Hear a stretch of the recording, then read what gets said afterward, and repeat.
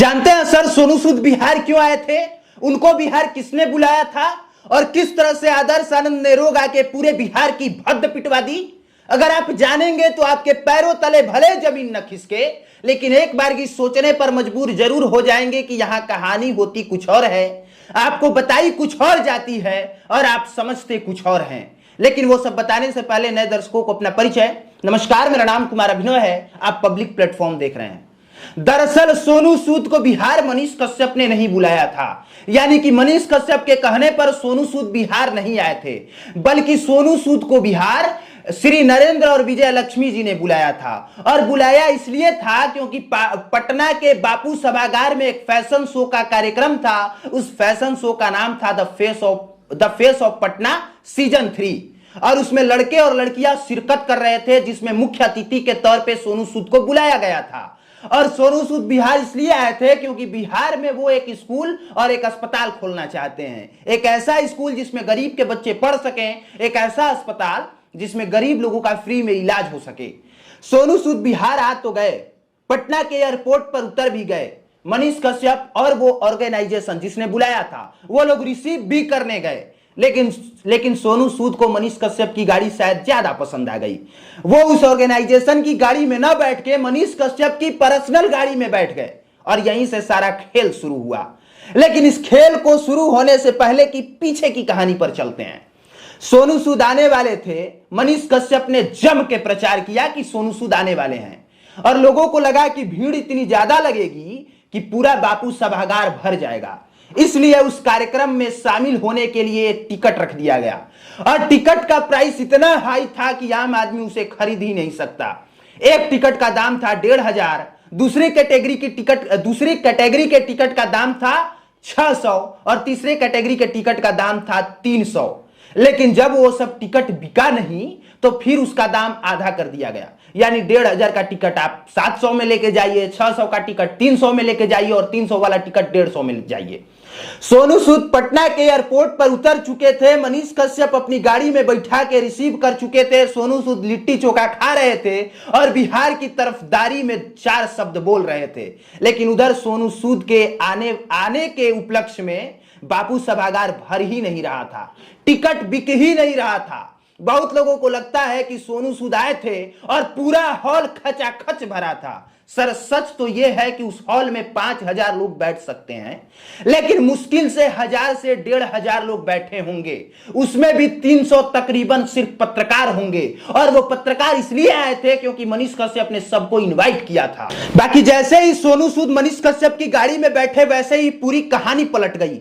कहानी यह पलट गई कि 4 बजे सोनू सूद को बापू सभागार में आना था, लेकिन 7 बजे तक सोनू सूद आए नहीं, उन्हें बुलाया नहीं गया क्योंकि बापू सभागार भर नहीं रहा था, टिकट बिक नहीं रहा था। इसके बाद सोनू सूद से पहले मनीष कश्यप आए और जब मनीष कश्यप आए तब वहां कुछ ऐसा मामला हुआ जिसे मैं कैमरे पे नहीं बता सकता, जिसके बाद मनीष कश्यप गायब हो गए। कहां कोई नहीं जानता।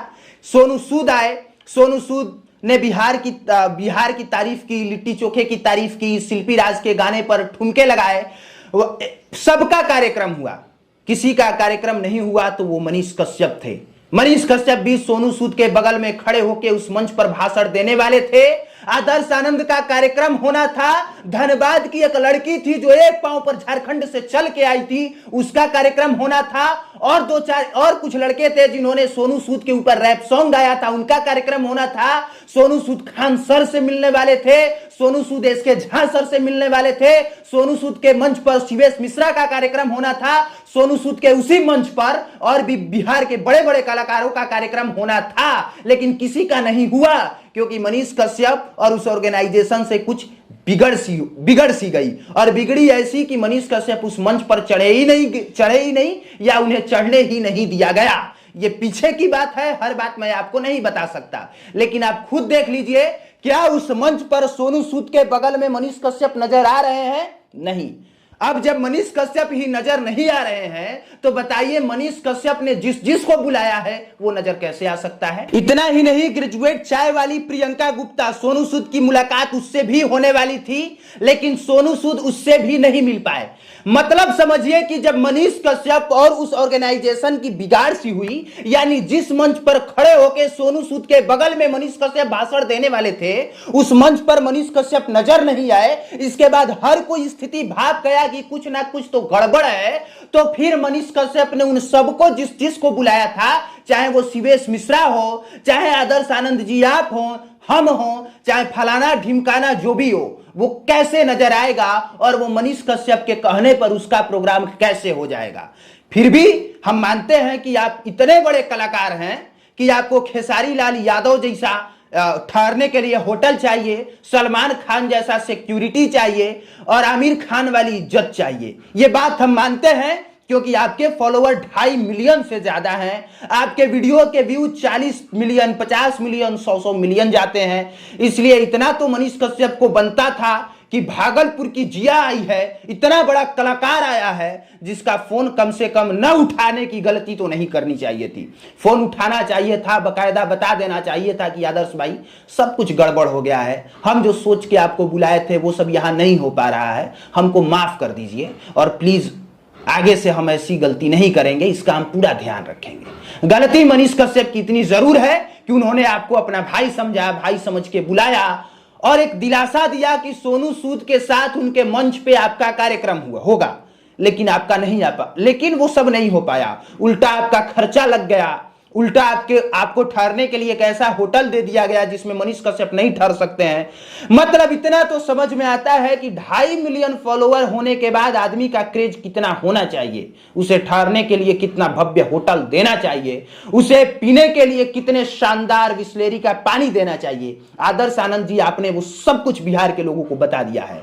आपने बता दिया है कि बिहार की धरती पर बिहार के लोगों का अपमान नहीं होना चाहिए। आपका कुछ हो ना हो पर आपको फुल ऑन इज्जत मिलनी चाहिए, और जब इज्जत ना मिले तो दूसरों की इज्जत और चड्डी कैसे उतारी जाती है ये आपसे भला और बेहतर कौन जानता है। और आपने रोग आके टीआरपी भी बटोर लिया, लोगों की सहानुभूति भी पाली, लेकिन एक बार सोचिए कि धनबाद से एक लड़की एक पांव पे आई थी जिसका एक पांव नहीं था और वो सोनू सूद से मिलने आई थी। अगर वो प्रेस कॉन्फ्रेंस करती तो क्या होता, लोगों की सहानुभूति उससे आपसे कहीं ज्यादा उससे जुड़ सकती थी। लेकिन जानते हैं सर उसने ऐसा क्यों नहीं किया?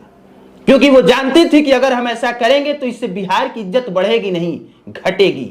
ये आपसी मामला है तो आपसी मामले को आपसी स्तर पर बैठ के सुलझाना चाहिए। ऐसा तो नहीं है कि मनीष कश्यप से आपकी बनती नहीं है, ऐसा नहीं है कि फोन पर बातचीत नहीं होती है, ऐसा भी नहीं है कि आपका कुछ लेना देना नहीं है। 2-3 बार उन्होंने आपका इंटरव्यू किया है, उस इंटरव्यू पे 4-5 मिलियन व्यूज तक आए हैं, तो आप आराम से बाद में भी फोन कर सकते थे और कह सकते थे कि ए मनीष भाई, तुम्हारा 5 मिलियन सब्सक्राइबर हो तो अपने आप को बड़ा हीरो समझते हो, तो हमारा भी 2.5 मिलियन है और हम भी खुद को कम हीरो नहीं समझते हैं और हम बड़का कलाकार हैं, तो आगे से इस तरह की गलती मत करना, हमारा और तुम्हारा रिश्ता खत्म। लेकिन जानते हैं आदर्श भाई आपने क्या किया? आपने पूरे बिहार की थूथू कराई, इतनी थूथू कराई कि वो मैसेज सोनू सूद के पास पहुंचा और सोनू सूद जैसे बड़े कलाकार ने आपसे माफी मांगी और कहा कि आदर्श भाई आप तो पानी की धार हैं, रुकेंगे थोड़े हमारे बगैर, आप चलते रहेंगे, बहते रहेंगे। तो आदर्श भाई हमारा भी आपसे यही निवेदन है कि आपसी मामले को आपसी स्तर पर बैठ के सुलझाना चाहिए, उससे टीआरपी नहीं बटोरनी चाहिए, रोग आके उसे एक महफिल तैयार करने की कोशिश नहीं करनी चाहिए। बाकी हमको पता है बहुत सारे आएंगे हम ही को गरिया के चले जाएंगे, लेकिन मैं एक अदना सा वो पत्रकार हूं जो मुझे फर्क नहीं पड़ता कि हमारे कमेंट में कितना प्यार और कितनी गालियां बरसती हैं। मुझे बस फर्क इस बात का पड़ता है कि मेरी जुबान से निकला एक एक शब्द सच हो, एक एक शब्द फैक्ट हो, जो सही है मैं वही बोलूं। बाकी आपका प्यार हो नफरत हो हमको सब कबूल है। देखने के लिए धन्यवाद।